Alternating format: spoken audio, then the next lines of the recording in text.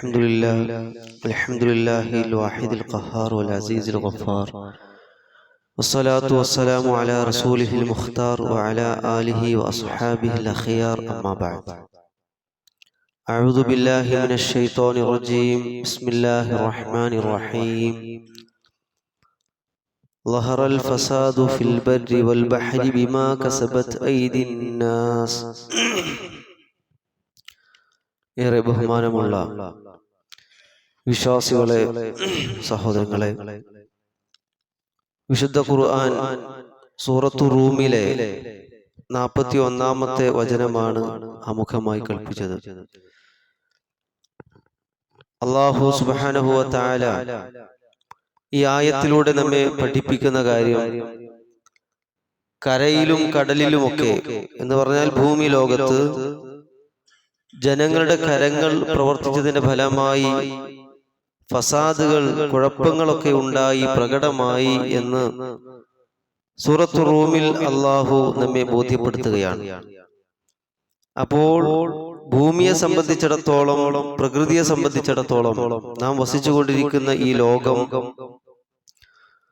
യഥാർത്ഥത്തിൽ കളങ്കമില്ലാത്ത, തീർത്തും സ്വാലിഹത്തായ ഭൂമികയായിരുന്നു എന്നും മനുഷ്യന്മാരുടെ കൈകടത്തലുകളും മറ്റുമൊക്കെയായി അത് മലീമസമായി എന്നതുമാണ് ഇതിൽ നിന്ന് നമുക്ക് മനസ്സിലാക്കാൻ കഴിയുന്നത്. ഈ ആയത്തിനെ വിശദീകരിച്ചുകൊണ്ട് മുഫസ്സിറായ ഇബ്നു കസീർ റഹിമഹുല്ലാഹ് ഇതിനെ വിശദീകരിക്കുന്ന കൂട്ടത്തിൽ താബിആയ അബുൽ ആലിയ റഹ്മത്തുള്ളാഹി അലൈഹി അദ്ദേഹത്തിന്റെ ഒരു വാചകം, ഈ ആയത്തിന് അദ്ദേഹം നൽകിയ ഒരു അർത്ഥതലത്തെ അദ്ദേഹം ഇവിടെ വിശദീകരിക്കുന്നത് കാണാൻ കഴിയും. അദ്ദേഹം പറയുന്നത്, മൻ അസല്ലാഹ ഫിൽ അർളി ഫഖദ് അഫ്സദ ഫിൽ അർളി ലിഅന്ന സ്വലാഹൽ അർളി വസ്സമാഇ ബിത്ത്വാഅ. മൻ അസല്ലാഹ ഫിൽ അർളി, ഭൂമിയിൽ ആരെങ്കിലും അള്ളാഹുവിനെ ധിക്കരിക്കുന്ന പക്ഷം, അള്ളാഹുവിനോട് ശത്രുത വെച്ച് പുലർത്തുന്ന പക്ഷം, ധിക്കരിക്കുന്ന പക്ഷം, ഫഖദ് അഫ്സദ ഫിൽ അർള്, അവൻ ഭൂമിയിൽ കുഴപ്പമുണ്ടാക്കി എന്നാണ്. അപ്പോ അള്ളാഹുവിനെ ധിക്കരിക്കലാണ് യഥാർത്ഥത്തിൽ ഏറ്റവും വലിയ ഫസാദ് എന്നുള്ളതാണ് ഖുർആൻ പ്രതിപാദിക്കുന്നത്. ഫസാദുകളുടെ കൂട്ടത്തിൽ ഏറ്റവും അക്രമകരമായതും ഏറ്റവും ഗൗരവപ്പെട്ടതുമായ വിഷയം നമ്മളൊക്കെ മനസ്സിലാക്കിയതുപോലെ ഷിർക്കാണ്. ഇന്ന ശിർക ലദുൽമുൻ അദീം, ഏറ്റവും വലിയ അക്രമമായും അനീതിയായും ഖുർആൻ പറഞ്ഞത്, ഏറ്റവും വലിയ ഫസാദായി ഖുർആൻ എടുത്തു പറഞ്ഞത് ഷിർക്കിനെയാണ്. അപ്പോ ഇത്തരം ഷിർക്കൻ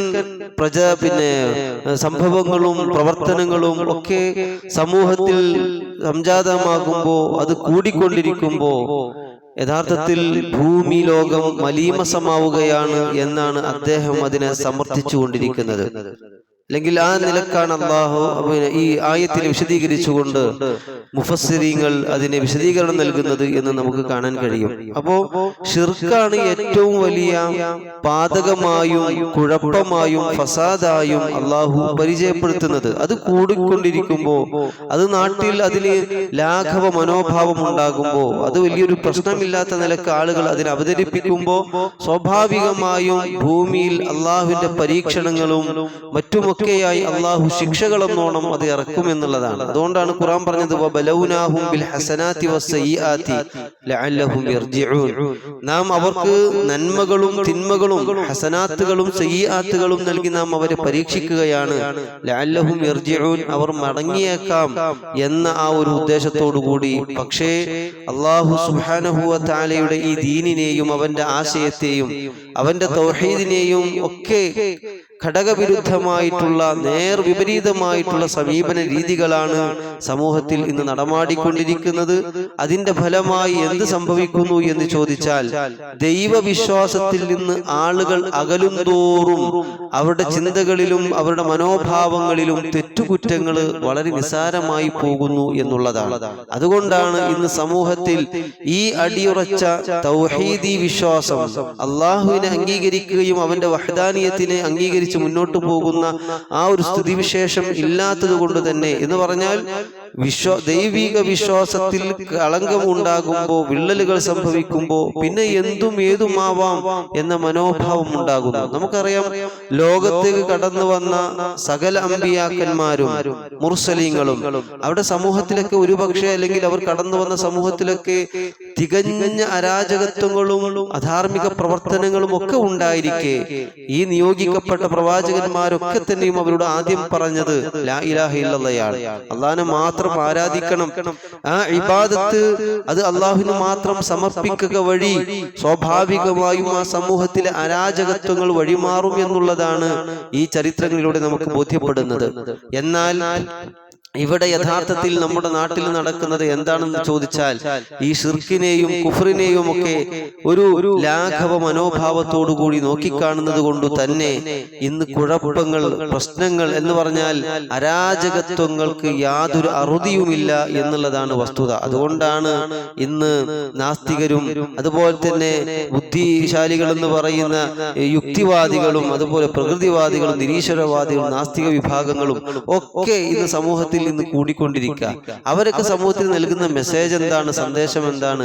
തോന്നിയതുപോലെ ജീവിച്ചോളൂ, ഇഷ്ടമുള്ളത് പോലെ ജീവിക്കാം എന്ന സന്ദേശം നൽകുക വഴി യഥാർത്ഥത്തിൽ നമ്മുടെ സമൂഹത്തിലെ സന്തുലിതാവസ്ഥ തകിടം മറയുന്നു എന്നുള്ളതാണ് ഒരു പരമാർത്ഥം. അതുകൊണ്ടാണ് ഇന്ന് നമുക്കറിയാം, ലഹരിയും അതുപോലെയുള്ള കാര്യങ്ങൾ, ഒരു സ്വന്തം മാതാവിനെ പോലും കൊലപ്പെടുത്താൻ അവനെ പ്രേരിപ്പിച്ചത്, അവനെ നിയന്ത്രിച്ചു കൊണ്ടിരിക്കുന്നത് അവൻ ഉപയോഗിക്കുന്ന ലഹരിയാണ്. അതൊന്ന് ആണാണെങ്കിലും പെണ്ണാണെങ്കിലും വിദ്യാർത്ഥികളിൽ പ്രത്യേകിച്ചും ഇന്ന് അത് അധികരിച്ചു കൊണ്ടിരിക്കുന്ന ഒരു കാലഘട്ടത്തിലാണ് നമ്മൾ ജീവിച്ചു കൊണ്ടിരിക്കുന്നത്.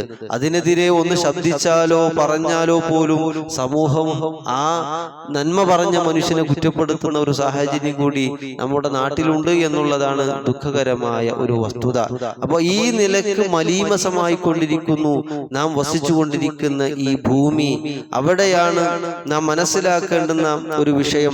നന്മയുടെ വാഹകരായി നമ്മൾ സദാചാരം കൽപ്പിച്ചാൽ പോലും നമുക്ക് കുറ്റപ്പെടുത്തലുകളാണ് നമ്മുടെ സമൂഹത്തിൽ നിന്ന് പോലും ഏൽക്കേണ്ടി വരുന്നത്. കാരണം സമൂഹം അത്രമേൽ അധപ്പതിച്ചു, അല്ലെങ്കിൽ അള്ളാഹുവിന്റെ ദീനിപരമായ വിഷയങ്ങളിൽ നിന്നും ആ രംഗങ്ങളിൽ നിന്നും അവർ വഴിമാറി സഞ്ചരിക്കുന്നു എന്നതിന്റെ തെളിവുകളാണ് ഇവിടെയൊക്കെ നമുക്ക് കാണാൻ കഴിയുന്നത്. ലൂത്ത് നബി അലൈഹി സ്വലാത്തു വസ്സലാം, നമുക്കറിയാം ആ ചരിത്രം. സ്വർഗ്ഗരീതിയിൽ അധിഷ്ഠിതമായി ജീവിതം നയിച്ചിരുന്ന സമൂഹത്തോട് നിങ്ങൾ എന്ത് പണിയാണ് ഈ കാണിക്കുന്നത്, എന്ത് തോന്നിവാസമാണ് നിങ്ങൾ ഈ ചെയ്യുന്നത്? സ്ത്രീകളെ സ്വീകരിക്കേണ്ടുന്നതിന് പകരം പുരുഷന്മാരെ തന്നെ നിങ്ങൾ സ്വീകരിച്ച് ആണുങ്ങളെ തന്നെ പരസ്പരം ഈ രൂപത്തിൽ ഉപയോഗിക്കുന്ന അരാജകത്വത്തിനെതിരെ ശബ്ദിച്ചപ്പോ അവിടെ ഉണ്ടായിരുന്ന സമൂഹം പറഞ്ഞതെന്താ? വമാകാന ജവാബ ഖൗമിഹി ഇല്ലാ അൻ ഖാലൂ അഖ്രിജൂഹും മിൻ ഖറിയതികും, നിങ്ങളുടെ നാട്ടിൽ നിന്ന് ഇവരെ പുറത്താക്കണം എന്നാ പറഞ്ഞത്. ആരെ? അത് തിന്മ ചെയ്ത, തോന്നിവാസം ചെയ്ത ആൾക്കാരെയല്ല, നന്മ കൽപ്പിച്ച ലൂത്തിനെയും സമൂഹത്തെയും ആ സദൂർത്തകളായിട്ടുള്ള സ്വാലിഹീങ്ങളെ നിങ്ങൾ എന്ത് ചെയ്യണം? നിങ്ങൾ ഇവിടുന്ന് പുറത്താക്കണം എന്നാ പറഞ്ഞത്. അപ്പൊ ഇതാണ് സമൂഹത്തിന്റെ കാഴ്ചപ്പാട്. അപ്പോ നമ്മൾ മനസ്സിലാക്കേണ്ടുന്ന ഒരു വിഷയം എന്ന് പറയുന്നത്, ഇങ്ങനെ തോന്നിവാസങ്ങൾ കൂടുമ്പോ, അല്ലെങ്കിൽ തോന്നിവാസം ചെയ്യുന്ന ഒരു വ്യക്തിയെ സംബന്ധിച്ചിടത്തോളം അവൻ കാരണം സമൂഹത്തിലുണ്ടാകുന്ന ഒരുപാട് പ്രയാസങ്ങളും ബുദ്ധിമുട്ടുകളും ഉണ്ട്. ഒരു നല്ല മനുഷ്യൻ ഈ ലോകത്ത് നിന്ന് വിട പറഞ്ഞ് മരിച്ചു പോകുമ്പോൾ നമ്മൾ എന്താ പറയാ? എന്തൊരു നല്ല മനുഷ്യനായിരുന്നു, പാവായിരുന്നു, അങ്ങനെയൊക്കെ നല്ല മനുഷ്യനായിട്ട് അവനെ ചിത്രീകരിക്കുകയുള്ളൂ. എന്നാൽ ചില ആളുകളുടെ മരണത്തെക്കുറിച്ച് നമുക്ക് ആശ്വാസമാണ്, സമാധാനമാണ്. ആ നാട് സുഖമായി, അവന്റെ ശല്യം ഇല്ലാതെയായല്ലോ എന്ന് തോന്നിപ്പിക്കുന്ന അത്രമേൽ മുഫ്സിദീങ്ങളായിട്ടുള്ള ആളുകളുടെ വിയോഗങ്ങൾ സമൂഹത്തിനും നാടിനുമൊക്കെ ഒരു ആശ്വാസമാണ്. അത് നബിയുടെ ഒരു വാക്കുണ്ട്, ആ നാട്ടുകാർക്ക് മാത്രമല്ല പ്രകൃതിക്ക് പോലും ചില ആളുകളുടെ മരണം ഇഷ്ടമാണെന്നാണ്. ഇന്നൽ ഫാജിറ ഇദാ മാത തസ്തരീഹു മിൻഹുൽ ഇബാദു വൽ ബിലാദു വശജറു വദ്ദവാബു. അതെ, ഒരു ഫാജിറായ തനി തമ്മാടി ഈ ലോകത്ത് മരിച്ചു പോകുമ്പോ അവിടെ ആശ്വസിക്കുന്നത് അവിടെയുള്ള നാട്ടുകാരും ആ നാടുമാണ്. മാത്രമല്ല വശജറു വദ്ദവാബ്, മരങ്ങളും ജീവികളും ഒക്കെ ആശ്വസിക്കുന്നു എന്നാണ്. പ്രിയമുള്ളവരെ, നമ്മൾ ആഗ്രഹിക്കേണ്ടുന്നത്, നമ്മൾ മരണപ്പെടുമ്പോ നമ്മൾ ഇവിടെ ചെയ്തു വെച്ച പ്രവർത്തനങ്ങളുടെ ഫലമായി ആളുകൾ നല്ലത് പറയുന്ന, നല്ല സൽപ്പേരും സൽകീർത്തി സൽകീർത്തിയും ഉണ്ടാകുന്ന ഇബ്രാഹിം നബിയുടെ പ്രാർത്ഥന പോലെ എൻ്റെ കാലശേഷം എന്നെക്കുറിച്ച് സൽകീർത്തിയും നല്ലത് പറയുന്ന ഒരു സാഹചര്യം ഉണ്ടാക്കണമേ എന്ന രൂപത്തിൽ അത് ഉണ്ടാക്കാൻ വേണ്ടി കാണിക്കാൻ വേണ്ടി ചെയ്യല്ല, നേരെ മറിച്ച് അള്ളാഹുവിന്റെ ദീനിനു വേണ്ടി നിലയുറപ്പിച്ച് മുന്നോട്ട് പോകുമ്പോൾ സ്വാഭാവികമായി സമൂഹത്തിൽ നിന്ന് ലഭിക്കുന്നത് ഈ രൂപത്തിൽ നല്ല വർത്തമാനങ്ങളായിരിക്കും. നല്ല മരണം ആഗ്രഹിക്കുകയും ആ രൂപത്തിൽ പ്രവർത്തിക്കുകയും ചെയ്യുക. അള്ളാഹു സുബ്ഹാനഹു വ തആല അവന്റെ യഥാർത്ഥ വിശ്വാസികളിൽ നമ്മേവരെയും ഉൾപ്പെടുത്തി അനുഗ്രഹിക്കുമാറാവട്ടെ. റബ്ബനാ ആതിനാ ഫിദ്ദുനിയ ഹസന വഫിൽ ആഖിറതി ഹസനത വഖിനാ അദാബന്നാർ വആഖിറു ദഅവാനാ അൽഹംദുലില്ലാഹി റബ്ബിൽ ആലമീൻ. അസ്സലാമു അലൈക്കും വറഹ്മത്തുള്ളാഹി.